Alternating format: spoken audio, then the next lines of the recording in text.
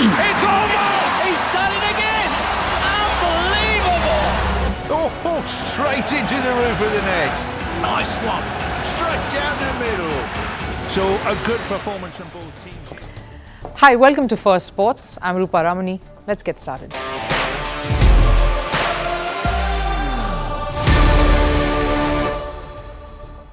The sports fan, a lot of you, plays a very critical role in sport. They can completely lift a team and make them feel like they're on top of the world, or they can also completely demoralize a player. Brazilian footballer Richarlison admitted to being depressed owing to the pressures to perform. We try finding out, is this the case with Brazilian footballers? And is Pat Cummins the new messiah for Hyderabad? The team that has had a woeful last 3 years at the Indian Premier League has suddenly started playing like a brand new franchise. Cummins has charmed everyone, even as the boos couldn't stop raining on Hardik Pandya. A tale of two contrasting captaincies coming up. And as we say, we don't like change, but probably one man doesn't seem to have enough of it. It has to be the genius that is Novak Djokovic. Why has he broken up with yet another legendary player and coach Goran Ivanisevic? Stay on for more, but first, Sports 360. Over in tennis, men's world number 3, Jannik Sinner is through to the semi-finals of the Miami Open. He beat Thomas Makac 6-4, 6-2 in straight sets. Sinner will next face Russia's Daniil Medvedev in a rematch of the Australian Open final. Medvedev beat Nicholas Harry in straight sets to reach the semi-finals. Over in football, Lionel Messi gave an interview recently saying he will only hang up his boots when he's no longer enjoying the game or helping his teammates, and that his age won't be a deciding factor in his retirement plans. Messi, who currently plays for Inter Miami, will turn 37 in 3 months. In Formula One, Mercedes boss Toto Wolff sees Red Bull's Max Verstappen as a prime candidate to replace Lewis Hamilton in 2025. Verstappen, a triple world champion, is currently on contract with Red Bull till 2028 though, but internal tensions have cast a doubt over Verstappen's future with the team. In badminton, Indian ace shuttler PV Sindhu entered the round of 16 at the Madrid, Spain Masters. She registered a comfortable 21-16, 21-12 win over Canada's Wen Yu Zhang. It took just 30 minutes for Sindhu to beat her opponent. She will next face Chinese Taipei's Huang Yu-sun. And the Khamzat Chimaev and Robert Whittaker fight will headline the inaugural UFC card in Saudi Arabia. Dana White announced the main event along with 4 other fights scheduled for the same day.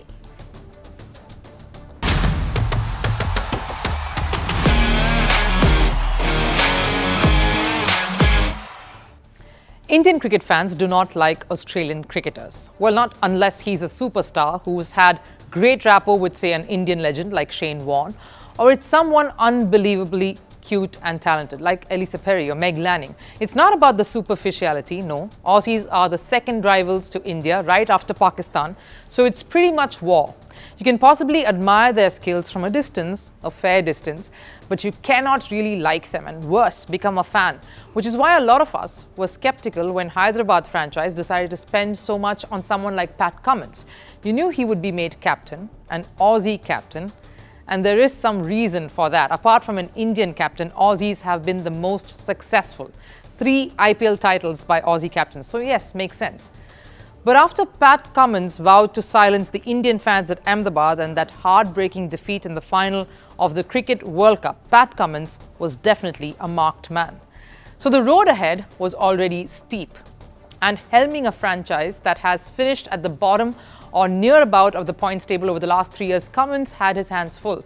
That narrow loss in the first game, despite a few good performances, again reiterating the point. But what a fantastic turnaround it was at home against Mumbai Indians. Records tumbled. Hyderabad worked up a storm, won at home after what felt like ages, and the batters were monstrous. Let's get the records out of the way then, shall we? Most runs scored in a single IPL match in the history of the league. 523 between both the sides. Highest ever individual team total scored, 277 for 3. That's what Hyderabad scored batting first. Most sixes hit in a single game, 38. First batting pair to complete 50s in less than 20 balls. That was Abhishek Sharma and Travis Head for Hyderabad. It was not a great night if you were a bowler, but Hyderabad played like a new brand of cricket. Attacking and impactful. They recognized their strength, which is their batting, kept a flat deck and piled on the agony. They brought in Travis Head and he and Abhishek Sharma unleashed mayhem. And when that was halted, Aiden Markram and Henry Klaasen dug in and annihilated the Mumbai attack. Klaasen proving to have this season, proving to be consistent and deadly this season, a super combination. It was going to be difficult for any team to chase that humongous total down. It was a battle half won. The Mumbai came out with a solid response in quarters. They couldn't really get past that target. The other reason was not the lack of firepower in the batting department. They have the hitters, though Surya Kumar Yadav would have been sorely missed. But Pat Cummins and his acumen paid off. He made some strategic bowling changes and some key overs towards the middle of the innings proved to be the difference. Pat Cummins, the leader, is emerging, coming to the forefront compared to Hardik Pandya, who's not having a great outing as a new captain, but credit to his quiet confidence and the Mumbai dressing room that is keeping things cool. They released a video recently of how Hardik was encouraging the lot despite the heartwarming and heart-wrenching defeat rather. It is, after all, a long tournament and you need to ride the ebbs and flows. But let's speak about Pat Cummins, the man who supposedly silenced Indian crowds, has gained some fervour with the way he has gone about his business in this franchise. And it's all just begun. In a sponsor event, for example, for the Hyderabad franchise, in fact, the crowd chanted silence all over just to get Pat Cummins to do that shushing gesture and broke into claps and cheers. The fans clearly like this Aussie at the helm, so far at least. He's a leader who's clearly charming the masses, and just to delve into what makes him the leader he is, Cummins early last year, in fact Jan 2023, was deeply affected by the death of his mother, Maria, who passed away suffering from cancer. And he said that he was in the middle of a tough Indian series during that time. And Australia, in fact, lost that series because his mind was obviously away with his mother. And he said that phase transformed him, his psyche as a leader. He became more understanding, more giving. He encouraged his team, his men to strike the right balance between life and work, cricket and family, wins and losses. And maybe that's exactly what Hyderabad needs a load of at this point. A team that has seen the highs and a lot of good highs, as well as a very, very huge stretch of lows. And him coming in with his philosophy is possibly going to get the best out of this bunch. And after that win or loss, doesn't matter much, does it? That's what he comes with. But it is ironical how life flips a switch. Pat Cummins just months ago was at a position that Hardik Pandya finds himself in currently. At that Cricket World Cup, Pat Cummins was the enemy. He was not booed, but the cheers were only for India to win. Now come IPL, Pat Cummins was cheered during the game and Hardik Pandya was booed instead. So it was not just Ahmedabad, but even Hyderabad that was giving it off to Hardik. But here's the thing, the biggest champions strike hard when they are cornered. And if Pat Cummins could silence a packed Narendra Modi Stadium, the biggest stadium in the country, Hardik Pandya will be striving to do much of the same. Novak Djokovic, you can love him, hate him, but the only thing you cannot do is ignore him. One might not agree with many things like his philosophy or even his temperament. But despite all that, the Serbian continues to rise in the tennis world. He's an unbeatable force at 36.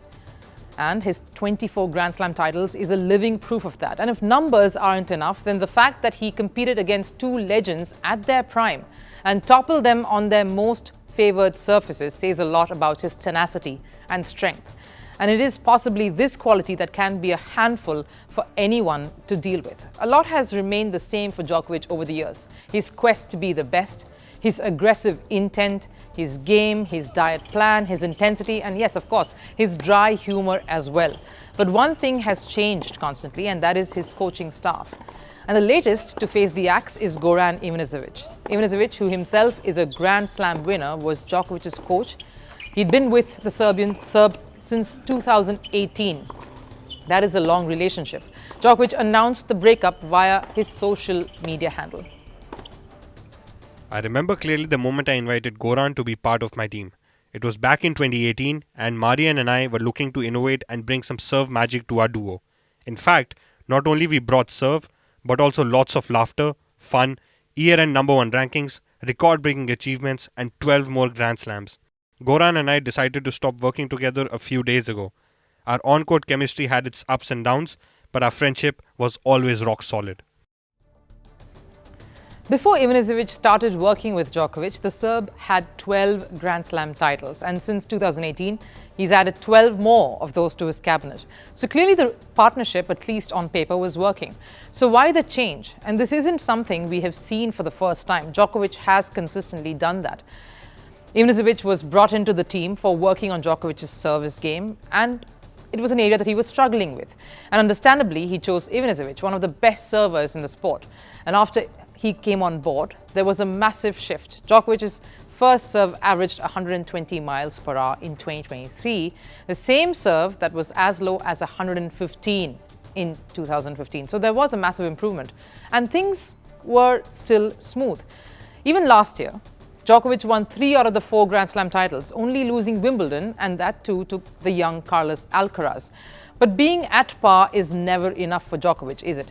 And the blip in the past 3 months might have triggered the decision. Djokovic has lost 3 of his 4 matches to star on the rise Jannik Sinner. This included the Australian Open 2024 semi-final. And having followed his career, that is enough reason for Djokovic to try something new. His goal to remain number one not only pushes him, but also the people around him, the people who are working with him, associated with him, something Ivanisevic has acknowledged in the past. He's not an easy guy. Let's put it this way. Especially when something's not going his way. He keeps you stressed. The stress level is always high. It never goes down. But every day, you learn something new. So Djokovic doesn't just keep his opponents on their toes, but also his coaching staff. Maybe that's one reason why he's had so many coaches across his career. Djokovic is never happy. There is always something to better, something to improve, work on. So when the initial goal set with the coaches achieved, he gets on to the next. And think about it. His coaches are not just tennis players. They are legends, Grand Slam winners like Goran Ivanisevic, Andre Agassi, Boris Becker. Even the split with former coach Andre Agassi was just as abrupt. The duo worked together for only 1 year and then split up in 2018. The reason there, though, was a conflict regarding Djokovic's diet. He's just that kind of guy. He needs ownership over his own process. So if he's not having the energy or the strength, that's something he will figure out on his own. I've always believed in eating a healthy range and a quantity of protein. But for years, he did it his own way. We agreed to disagree far too often for me to feel like I was helping him. And I cared too much about him to just watch him go through something I felt I could help him with. It's quite surprising that in a sport where people tend to stick to their regime, their routine, their coaching staff, and believe in a set process, especially when it's working, Djokovic continues to seek challenges and changes. We say, why try fixing what isn't broken when the method has been successful, especially for years? Why start from scratch with someone new? But the man we're talking about is no ordinary person. He's Novak Djokovic. He's only 1 Grand Slam title away from surpassing Margaret Court to have the most slams in the history of the sport. So I can say this, he won't stop even after that. So clearly his quest to keep winning is not just that. There is a quest to also keep sharpening his skills, keep him motivated, to look for constantly getting better. And with youngsters like Alcaraz and Sinner snapping at his heels, he knows he needs to go that extra mile, jump that inch higher, serve that few miles faster, run those few times harder to keep up with the next generation. So for that, he believes it's time for change. They also say the only thing constant is change. And Novak Djokovic too seems to be the biggest exponent of that thought. Football is an intense sport. The biggest driving force is passion. Passion that keeps everyone on the edge. Managers, club presidents, all want results, wins and no less. And if things don't go their way, then violence erupts. Fans want wins. Losses just won't do. And that can result in mayhem. Fans are passionate, yes, but some are also a little too harsh and cross that line. The sport is intense, and the ones in the middle of all of this, facing all the heat constantly, are the players. And at the pinnacle of this sport is the World Cup, an aspiration for every team, and for a country, particularly like Brazil, it's worse. They have a record 5 World Cup titles. So if pressure from fans, managers and family was not enough, there is the burden of history, of the precious generation, of the legacy that needs to be maintained. Anything less than a trophy is a failure. The pressure is immense, so players are bound to crumble under it, like Brazilian striker Richarlison. He opened up on facing depression after his country's quarter-final loss to Croatia at the 2022 World Cup, so much so that he thought of even giving up the sport. Given the pressure that Brazil players face, is he the only one though?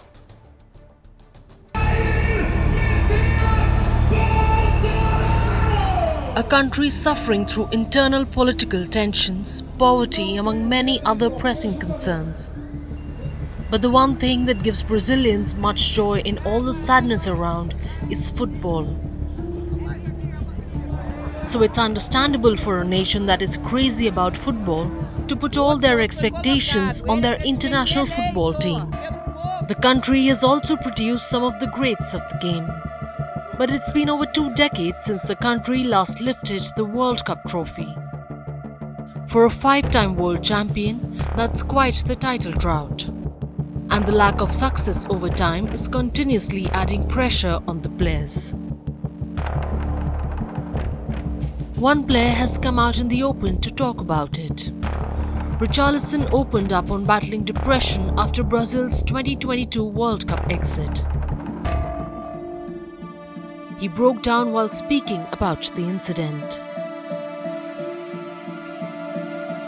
I'd just played in a World Cup at my peak. I was reaching my limit, I don't know, I'm not going to talk about killing myself, but I was in a depression there. And I wanted to give up. Even I, who seemed to be mentally strong, after the World Cup, it seemed like it all fell apart. I think the therapist, like it or not, saved me, saved my life. I only thought rubbish. If you need a psychologist, look for one because it is nice for you to open up like that, for you to be talking to the person. Richarlison's statement has shocked the football world. His former club Everton and current setup Tottenham have both expressed their support. But the statement is an eye-opener. The burden Brazilian players feel is worrying. You could sense a bit of that agony when Brazil succumbed to a 7-1 humiliation against Germany in the 2014 World Cup semi-final. Players were seen crying, the home crowd looked devastated. The nation went into mourning. Every Brazilian player looked utterly dejected. Reactions in the media proved how much pressure players must have felt. Every local media outlet had their own headlines insulting the national team for such an embarrassing display. Clearly, the country doesn't take football just as a sport. They consider it as a statement of life and death, and it all comes from the passion they have for the game. Famous Uruguayan writer Eduardo Galeano once said, "There are towns and villages in Brazil that have no church, but not one lacks a soccer field."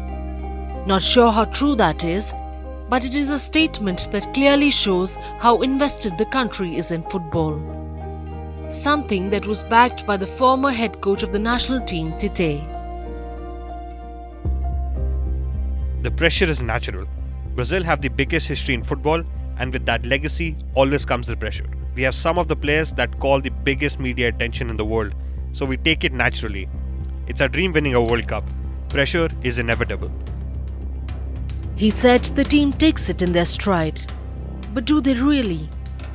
Many may not show it, but it has to affect them all in some way. Richarlison's statement is a wake-up call. Shouldn't football be taken as just a sport? Because the nation will continue to pile pressure on their players. What also hurts the team and the sport in the country is the lack of a tight and clean administration in place. The Brazilian Federation has also been facing the heat for a while for their shoddy practices for some years now. So picture this: pressure from fans, pressure to perform, and a system that is not exactly supporting you. A Brazilian footballer is utterly cornered. How long before this scenario changes? Time for last serve. Lionel Messi brings sports heroes together, and he seems to have a fan base amongst tennis stars too. David Beckham presented Stefanos Tsitsipas and Paula Badosa something rather special when they visited the Inter Miami's training ground.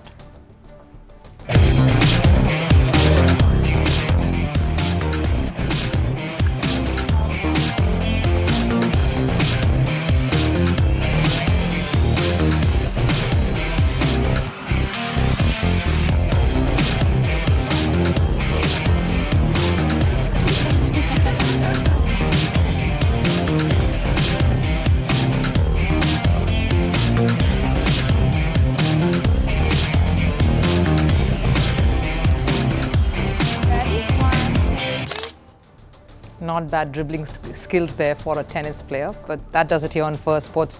I'll see you again tomorrow. Till then, take care. Bye-bye.